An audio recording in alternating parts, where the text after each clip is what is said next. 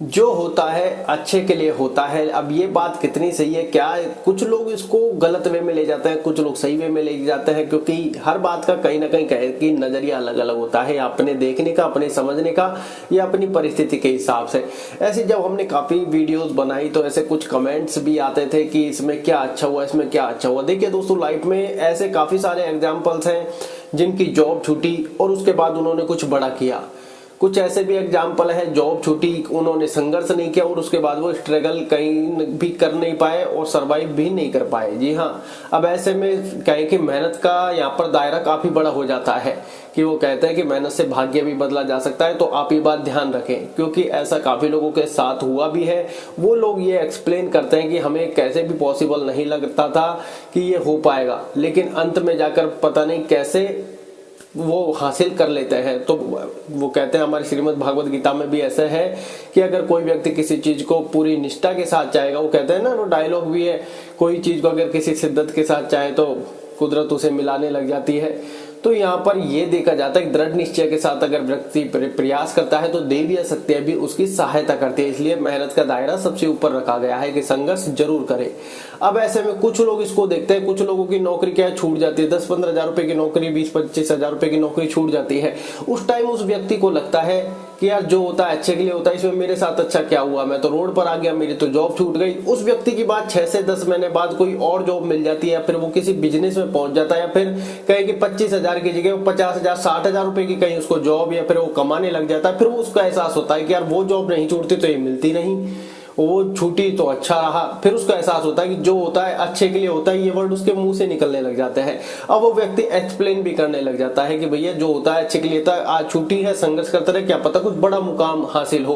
कुछ लोगों के ऐसे एग्जाम्पल होते हैं, मैंने लाइफ में काफी अच्छा किया, मेरी जॉब थी वो छूट गई, लेकिन उन लोगों को समझ चाहिए अच्छा किया है आपने, ये आपको एहसास होता है, ठीक है, लेकिन हमारे जो पूर्व के प्रारब्ध कर्म है वो भी हमको भोगने हैं, ठीक है। अब आपकी जो जहां तक जैसे जर्नी थी, अब चलो वहां से जॉब छूट गई, लेकिन आप संघर्ष करते रहेंगे तो क्या पता अब बड़ा मुकाम आपका इंतजार कर रहा हो, क्या पता आपके अच्छे कर्म अब आपको वहां तक लेकर जा रहे हो। तो आप बिल्कुल भी निराश ना हो। एक तो सबसे पहले ये देखें कि हमें यहाँ पर कर्म करने के लिए आए हैं। अगर हमारे जीवन में संघर्ष लिखा है, पहले आप संघर्ष कर लीजिए, क्योंकि वो कहते हैं कि संघर्ष करते करते करते आप उस मंजिल तक पहुंच जाओगे। तो आज आपकी जॉब छूटी है तो आपको निराश होने की आवश्यकता नहीं है। आपको ये देखना है कि क्या वो 10-15-20 हजार रुपए की जॉब जीवन पर्यंत हमारा सहारा बन सकती थी या नहीं, क्योंकि आने वाले समय में 10-15 हजार रुपए की जॉब की कोई वैल्यू नहीं रह जाएगी। तो इसलिए अगर आज वो छूटी तो क्या पता आप अभी उस दौर में है कि वहां पर संघर्ष कर सकते हैं और आगे बड़ा मुकाम आपका उस संघर्ष के द्वारा इंतजार कर रहा है। तो कुछ लोग जब वहां तक पहुंच जाते हैं, जब पीछे मुड़कर देखते हैं तो उनको डॉट नजर आते हैं। वो कहते हैं पीछे मुड़कर देखते हैं, जब सारी भूमिका नजर आते, कैसे कैसे कहां पर गए, कैसे कैसे चीजें कनेक्ट हुई, कैसे कैसे हम लोगों से मिले, तब उनको एहसास होता है कि यार जो हुआ अच्छा हुआ, जो होता है अच्छे के लिए होता है। लेकिन अब इसका दूसरा वे देखें, तो कुछ लोग इसको रिलेट कर जाते हैं डेथ से, कि जब मृत्यु हुई तो उसमें अच्छा क्या हुआ।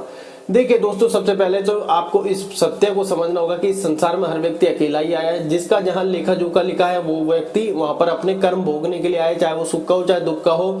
उसी परिवार के साथ उसके रिलेशन है, यार मिले हैं, दोस्त मिले हैं, रिश्तेदार मिले हैं, सब उसके प्रारब्ध के अनुसार उसको मिले हैं। तो ये बात सत्य है, ठीक है। जन्म सत्य है तो मृत्यु भी सत्य है। हम जन्म को तो अच्छा मानते हैं, जन्मदिन मनाते हैं, लेकिन क्या आपको पता है कि जन्मदिन मनाने के साथ उस व्यक्ति की जितनी आयु लिखी है वो कम भी होती जाती है। लेकिन हम जन्मदिन खुशी से मनाते हैं, मरण में मातम मनाते हैं। जबकि ये कहा जाता है कि मृत्यु एक अटल सत्य है जो कैसे भी टल नहीं सकती। अब आप चाहे इसको अपने कर्मों के अनुसार देखें या इसके पीछे अपना दुखड़ा रोए, तो उसमें आपके करने से कुछ नहीं होगा। हालांकि व्यक्ति अपने साथ रहता है, अपना लगाव हो जाता है, लेकिन सबके अपने अपने कर्म है, सबका अपना अपना जन्म का लिखा है, सबका अपना अपना मरण भी तय है। तो आप ये देखें, जब सबका जन्म तय है, मरण तय है, कौन कहां से कैसे मिलेगा, किससे कितना लगाव होगा, तो जो व्यक्ति मर चुका होता है उसको कुछ नहीं पता, लेकिन जो व्यक्ति जीवित है उसको यादें सताती है। वो याद, कहते हैं ना, याद बड़ी तड़पाती है, तो वो वाली सिचुएशन हो जाती है। इस वे में व्यक्ति देखता है कि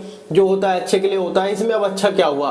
देखिए दोस्तों, मृत्यु एक अटल सत्य है, ये सब जानते हैं। कर्मों का लेकर जो जब सबको भोगना है, आपको भी हमको भी, तो कहते हैं सुख में तो सुख है ही, दुख को भी अगर आप सुख की तरह भोगोगे तो वो दुख दुख नहीं रह जाएगा। क्यों? क्योंकि अगर आप दुख में दुख दुख रोते ही रहोगे तो आप कहीं ना कहीं अपनी मानसिक कंडीशन ऐसी कर बैठोगे जो आपके लिए और भी ज्यादा मुश्किलें बढ़ा देंगी। तो दुख को इसलिए ही कहा जाता है कि दुख को भी सुख समझकर उस समय को पार करते रहे, क्योंकि ये सबको समय पार करना है, निकालना है, अपने कर्म जो है वो भोगने हैं। हो सकता है हमारी आयु 20 वर्ष की लिखी हो तो 20 वर्ष के बाद हमको चले जाना है, तो ये सबकी आयु निर्धारित है कि किसी न किसी दिन जब सबको जाना है तो कोई ना कोई व्यक्ति आपके लिए परेशान हो रहा होगा। तो आप इसको ऐसे वे में न लेकर जाएं कि यार जो हुआ अच्छा हुआ तो इसमें अच्छा क्या था। देखिए, जो होना है वो सबके साथ होना है, जिसके जैसे कर्म वैसा उसका फल। तो आप ये देखोगे जीवन में, अब व्यक्ति की यहाँ पर देखिए दो बातें आ गई, मृत्यु वाला इसको गलत मान रहा है और जॉब वाला इसको सही मान रहा है। क्यों? क्योंकि जो जॉब की 15-20 हजार की थी वो 50-60 हजार की हो गई या 1 लाख की हो गई, अब वो बिजनेसमैन बन गया, किसी और फील्ड में चला गया जहां उसको और भी अच्छी लाइफ मिल गई। तो वो व्यक्ति कहता है कि यार जो होता है अच्छे के लिए होता है। जो मेरे साथ बैंक में हुआ, आज मुझे एहसास हो रहा है कि अगर वो नहीं होता तो शायद मैं यहाँ तक नहीं होता। कोई जॉब मुझे नहीं मिली और आज मैं यहाँ हूँ, तो वो जॉब मिल जाती तो शायद मैं जीवन भर नौकरी कर रहा होता।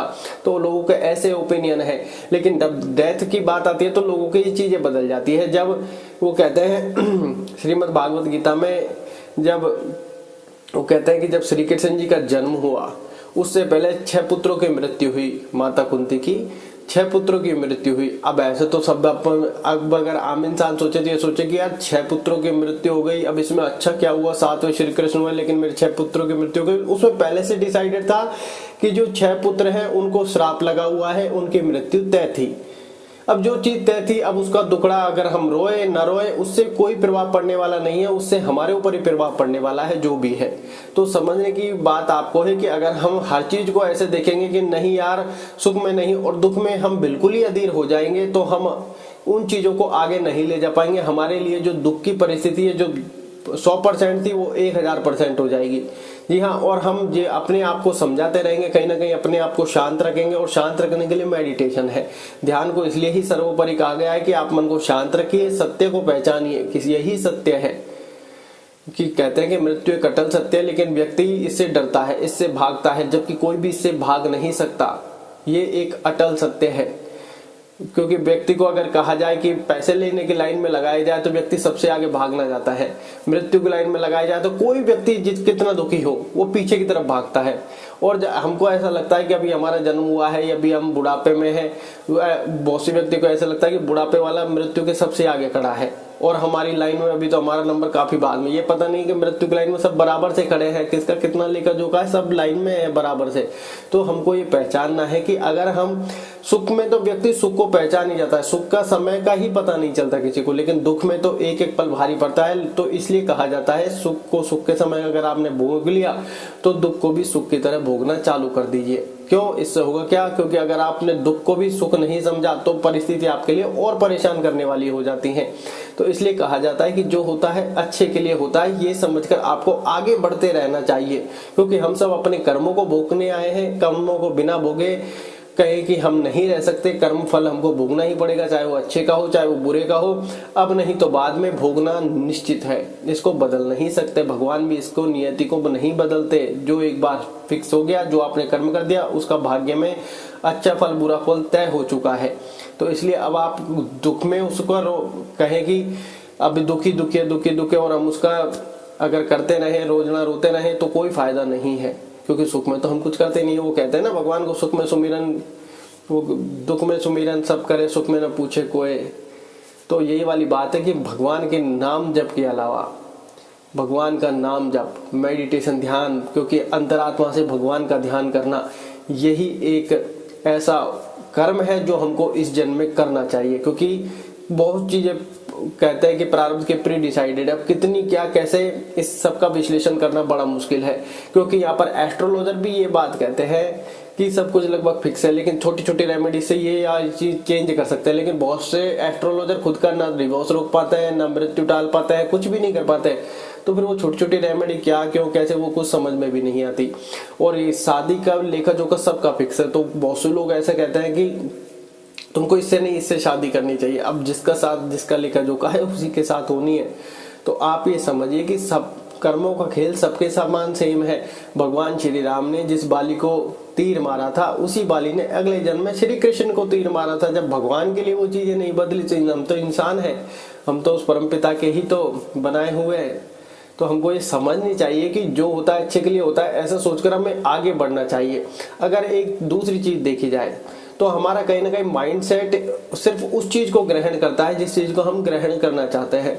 जब कोई बात हमें, वो कहते हैं ना, सत्य बड़ा कड़वा होता है और सत्य सुनना कोई नहीं चाहता। जब कोई व्यक्ति हमसे झूठ बोलता है तो हम उससे सत्य की कल्पना करते कि यार ये कम से कम सच बोले, लेकिन सत्य कड़वा होता है तो हम सत्य ग्रहण नहीं करते। इसलिए सामने वाले व्यक्ति कोई आधा सच कोई आधा झूठ पे चलता रहता है गाड़ी। और जब कोई व्यक्ति धोखा देता है तो यार तूने मुझे धोखा दे दिया। अरे सब व्यक्ति को आदत है अब ऐसी हो गई है।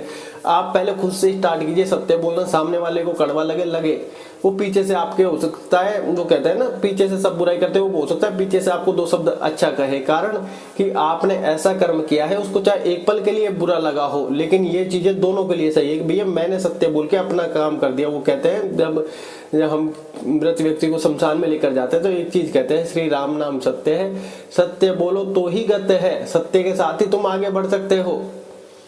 तो हमको ये बातें समझने की आवश्यकता है। लेकिन हम बहुत सी बार करते क्या है, क्योंकि ये सिचुएशन लगभग सबके साथ होती है, थोड़े से डर में हमारे झूठ आ जाता है मुंह में, क्योंकि सत्य बोलने की अब हमें हिम्मत नहीं रही, क्योंकि हमारा दिमाग भी हमें डराता है, परिस्थिति भी डराती है, सारी चीजें ऐसी हो जाती है। तो इसके लिए आपको दिमाग को शांत रखना होगा, दिमाग को मजबूत रखना होगा।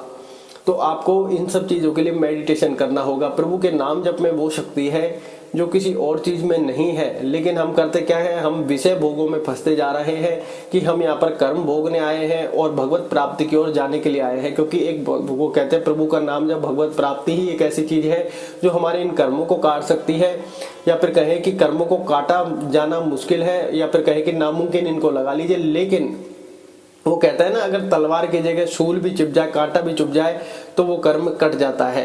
तो प्रभु के नाम जप में वो शक्ति है। कर्म आपका नहीं कट सकता, चाहे आपका जैसा भी हो, लेकिन उसका प्रभाव कम ज्यादा आगे पीछे हो सकता है। ये बात भी आप ध्यान रखें, क्योंकि ऐसे हमारे श्री प्रेमानंद, परम पूज्य श्री प्रेमानंद महाराज जी को ही आप देख लीजिए, जहाँ डॉक्टर ने कहा था कि 2-3 साल से ज्यादा या 4-5 साल से ज्यादा अब नहीं, लेकिन वो उसके बाद 17 साल हो गए हैं और प्रभु के नाम जप में वो लगातार मग्न है। तो देखने वाली बात है, रियल एग्जाम्पल्स खुद आपके सामने है। लेकिन सबसे पहले गौर करने के साथ हमारी बुद्धि को उसको ग्रहण करने की बात है। श्रीमद् भागवत गीता में अर्जुन ने भी यही बात भगवान श्री कृष्ण से कही कि प्रभु की मेरी बुद्धि इसको ग्रहण क्यों नहीं कर पा रही है, कि मेरी बुद्धि इसको ग्रहण क्यों नहीं कर पा रही है। लेकिन क्योंकि हम इन सब चीजों में फंसे पड़े हैं, मोह माया में फंसे हुए हैं। हम ये नहीं कह रहे कि पैसा जरूरत नहीं है, लेकिन पैसे से सारी चीजें नहीं हो सकती। बहुत से बड़े बड़े लोगों के कहें कि लोगों के साथ वो अपनी बीमारी को ठीक नहीं कर पा रहे, कारण जो देखो सबको प्रारब्ध भोगना है, सबको अपने अपने कर्म भोगने हैं। आज जो कर दिया वो भोगना निश्चित है।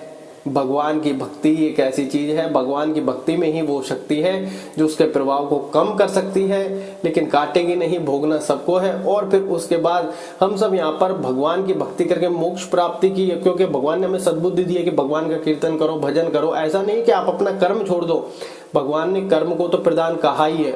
आप चलते फिरते उठते सीधे, बहुत से बार लोग क्या गाली बकते हैं। एक चीज मैंने बड़ी रियलाइज की, जब मैं अपने फ्रेंड सर्कल में था तो वहां पर लोग गाली बकते थे।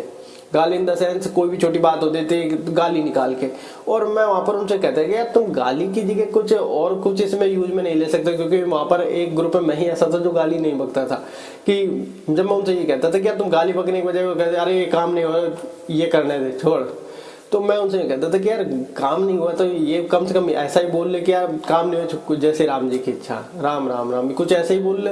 गाली बकने से स्पेशल कौन सा तुम्हारा काम हो जाएगा। लेकिन वो कहते हैं ना आदत की बात आती है। तो यहाँ पर गाली की जगह अगर हम राम का नाम भी ले, जो भी आपको अच्छा लगे, गुरु का नाम ले, जिस जैसा भी है, तो हो सकता है हमारी लाइफ इसी से बेटर हो जाए। क्योंकि अब जिब्या पर कोई भी ऐसी अशुद्धि नहीं है कि हम गाली बक रहे हैं। कहीं ना कहीं हमको ये पता है अब गाली गलत है भाई। अगर हम किसी के बारे में कह रहे हैं तो हमको जब ये फील हो रहा है, सब चीजें समझ में आ रही है, तो हम इसको थोड़ा थोड़ा चेंज करने का प्रयास कर सकते हैं। यही हमारा कर्म बन जाएगा, इसी काम को भाग्य का फल भी मिलेगा और ये हमारी भगवत प्राप्ति में भी काम आएगी। मन भी शांत रहेगा, मन का प्रभाव भी बढ़ेगा, मन की शक्ति भी बढ़ेगी।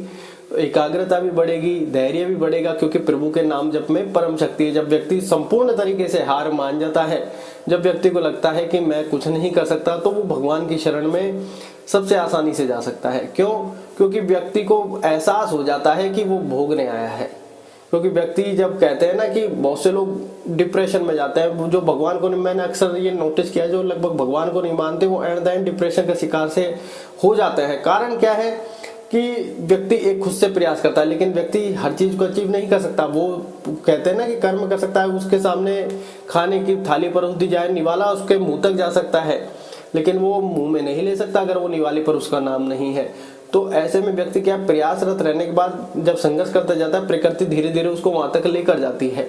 लेकिन वो व्यक्ति जब खुद से फल प्राप्ति की ओर जाता है और उससे नहीं हो पाता, फिर वो समाज के डर से, लोगों के डर से, और फिर वो डिप्रेशन की ओर चला जाता है। लेकिन जब व्यक्ति संपूर्ण तरीके से भगवान में विश्वास रखता है और कुछ चीज नहीं हो पाती, तो भगवान की शरण में जाता है। प्रभु मैंने अपना एफर्ट लगा लिया, मैं फल प्राप्त करने गया था खुद से, लेकिन मैं नहीं हो पाया, ये मेरी भूल थी, मैं था, मेरा अहंकार था कि मैं कर्म करने के साथ खुद ही फल प्राप्ति की प्रयास भी कर रहा था। मैं सिर्फ अब अपना कर्म करूंगा, फल की प्राप्ति का प्रयास मैं नहीं करूंगा। जो आपको जैसा अच्छा उचित तो जिस समय पर भी लगे वो आप करें। उसके बाद उसके बारे न्यारे हो जाता है, क्योंकि अब उसने सब चीजें प्रभु पर छोड़ दी है कि मैं सिर्फ अपना कर्म करूंगा और मुझे आप पर पूर्ण विश्वास है, जब आप फल दोगे, जैसा दोगे, जितना अच्छा दोगे, अब मैं उसकी कल्पना नहीं करता। तो आप देखोगे चीजें बदलेंगी, डेफिनेटली बदलेंगी। ऐसा हुआ है इसलिए क्योंकि एक व्यक्ति जब इन सब चीजों के उसमें फंसता है, तो व्यक्ति को कहीं ना कहीं, वो कहते हैं ना, जो कॉन्फिडेंस अच्छा है लेकिन ओवर कॉन्फिडेंस बहुत सी बार दुखदायी हो जाता है कि व्यक्ति मैं और अहंकार को लेकर ऐसे चलता है कि मैं प्राप्त करके दिखाऊंगा। और व्यक्ति बहुत से दृढ़ निश्चय के साथ कुछ ऐसा विश्वास रखते हैं जो प्रभु से अंदर ही अंदर विश्वास करते रहते हैं, वो व्यक्ति सक्सेस हो जाते हैं। लेकिन मैं और अहंकार वाले डिप्रेशन की ओर चल जाते हैं, क्योंकि वो खुद संघर्ष कर रहे हैं और फल की प्राप्ति भी चाहते हैं खुद के हिसाब से, खुद के अनुरूप, खुद की सोच के हिसाब से। लेकिन ऐसा नहीं है, तुम सिर्फ, हम सब कर्म कर सकते हैं। इसलिए कहते हैं मन की शांति बड़ी आवश्यक है, मेडिटेशन बड़ा जरूरी है। लाइफ में क्या हो रहा है आप उसको जितना अच्छा करने का प्रयत्न कर सकते हैं। आप अपना एफर्ट लगाते रहिए, आप अपना कर्म करते रहिए, फिर जो लास्ट में होना है उसको स्वीकार कीजिए कि भाई जो हुआ ठीक है। जैसे वो कहते हैं ना, अगर हमारी इच्छा का हुआ तो हरि कृपा, और हमारी इच्छा का नहीं हुआ तो हरि इच्छा। तो ये वाली बात फिर सत्य है। तो इसलिए आप अपने जीवन की इन चीजों को पहचाने कि जो हुआ अच्छा हुआ, ये कहकर हम आगे बढ़ सकते हैं। उस समय की वो कहे कि जो दशा है उसका थोड़ा सा हम कम कर सकते हैं, क्योंकि दुख की घड़ी में और ज्यादा दुख अगर हमने बना लिया, माइंड को कहीं ना कहीं उस लेवल में ले जाकर धकेल दिया, तो ये आपके लिए और बड़ी कंडीशन खड़ी करेगा। ये चाहे कंडीशन सेम हो, लेकिन ये आपको उस परिस्थिति में इतना ज्यादा दलदल में धकेल देगा, फिर आप और भी ज्यादा परेशान होंगे, और भी ज्यादा फिर आपके मन में सवाल आएंगे। तो आपको ये देखना है कि जीवन में अकेला आया, मेरे कर्म है, जिनके साथ मेरे रिलेशन जुड़ा हुआ है वो सब मेरे कर्म है। एंड द एंड मृत्यु को होना है, तो आपके पीछे भी कोई दुखी हो रहा होगा, तो वो आपसे कभी सवाल पूछने नहीं आएगा कि क्यों छोड़कर गए, तुम्हारी उम्मीदें मुझे परेशान कर रही है, अपनी उम्मीदों को अपने साथ लेकर जाओ, मेरे लिए क्या अच्छा है, इनमें क्या जवाब दोगे। तो सबके साथ यही है, बस हमारा क्या है, थोड़ा माइंडसेट ऐसा हो गया है कि हम परेशान बड़ी जल्दी होते हैं। ना तो अब हम में धैर्य बचा है, ना सहन शक्ति बची है, ना प्रभु पर इतना विश्वास है। मेन चीज ये है कि हम इतनी जल्दी अधीर हो जाते हैं कि बहुत ज्यादा परेशान हो जाता है। कुल मिलाकर बात यह है। तो ध्यान को इसलिए सर्वोपरि कहा गया है कि ध्यान, आप शांति भी रहेंगे, आत्मा से परमात्मा का मिलन भी जुड़ा रहेगा, मानसिक संतुलन भी बना रहेगा, माइंड सेट भी क्लियर रहेगा, माइंड पॉजिटिव एनर्जी से भी भरपूर रहेगा, माइंड आपका जो है वो स्ट्रांग भी रहेगा, सारी इंद्रियां आपके वश में रहेंगी, मन आपका वश में रहेगा। प्रभु से, वो कहते हैं ना, मन वश में सारी चीज वश में है, तो आत्मा से परमात्मा का मिलन और भी ज्यादा आसान हो जाता है। आप अच्छे से ध्यान कर पाते हो और अपनी सारी चीजों को समझ पाते हो। हालांकि हम यहाँ पर आए कर्म करने, तो आप अपने कर्म से मत भागिए। कोई भी चीज भागकर, ये नहीं कि हम अपने कर्मों से मुंह मोड़ लेंगे, नहीं मोड़ सकते, ये आप ध्यान रखें। तो संघर्ष करने वाला व्यक्ति, मेहनत करने वाला व्यक्ति अगर दृढ़ निश्चय के साथ मेहनत करे, तो वो कहते हैं ना कि देवी शक्ति भी उसके लिए काम करती है। तो आप लाइफ में यही सोचकर आगे बढ़ते रहे, परिस्थिति चाहे जैसी भी हो, चाहे आपको कितनी भी परेशान कर रही हो। जब हमारे माइंड में हमारे ये थॉट होता है कि जो होता है अच्छे के लिए होता है, आगे बढ़ते चलो, तो हमारे लिए रास्ता इजी हो जाता है। रास्ते में जो कांटे हैं, अगर हम उन पर फोकस ही करेंगे, कांटे हैं, कांटे ही कांटे हैं तो फिर व्यक्ति उन पर चल नहीं पाता। लेकिन जो व्यक्ति सामने फोकस रखता है कि प्रभु का नाम उसके मन में है, जो होगा अच्छा होगा, चले जाओ, तो आप देखोगे वो व्यक्ति आसानी से पार कर लेता है। जी हाँ, तो लाइफ में आप देखोगे कि फिर आपको ये एहसास होने लगेगा, क्योंकि अगर एक ही व्यक्ति के साथ दो घटनाएं हो, जैसे मान लो सिंगल व्यक्ति है, अगर उसी व्यक्ति के साथ दो घटनाएं हो जाए कि एक तो व्यक्ति के साथ 10-15 हजार रुपए की जगह पहले उसकी जॉब जाए और फिर 50 हजार की जॉब मिल जाए, तो वही व्यक्ति क्या बोलेगा, जो होता है अच्छे के लिए होता है। और फिर उसके बाद थोड़ा सा इंसिडेंट ऐसा हो जाए कि कोई डेथ वाली सिचुएशन, तो फिर वो व्यक्ति कहेगा जो होता है अच्छे के लिए होता है, इसमें क्या अच्छा हुआ, अरे आपने एक सिचुएशन के लिए जो होता है वो अच्छे के लिए होता है ये सोच लिया, दूसरी सिचुएशन के लिए लागू नहीं किया। तो व्यक्ति अपने अनुरूप चीजों को ग्रहण करना चाहता है, अपने अनुरूप चीजों को सोचता है, अपने अनुरूप चीजों का नजरिया रखता है। जबकि एंड द एंड सत्य यह है, जिसका जन्म है उसकी मृत्यु है। ये दोनों सत्य तो आप जानते हो, बाकी बीच की रूपरेखा है। तो आपको ये समझने वाली बात है कि कुछ चीज हम ग्रहण नहीं कर पाते, कुछ चीज हम स्वीकार नहीं कर पाते, थोड़ी सी हमको इसकी अनुभूति नहीं है। लाइफ में हमको जब 10-15 हजार रुपए की जगह 1 लाख रुपए की जॉब मिलते हैं, हम काफी खुश होते हैं कि नहीं छूटती तो वो कैसे मिलती, जो हुआ अच्छे के लिए हुआ। लेकिन जब दूसरी चीज होती है तो वहां पर हम अपना ओपिनियन चेंज भी कर लेते हैं।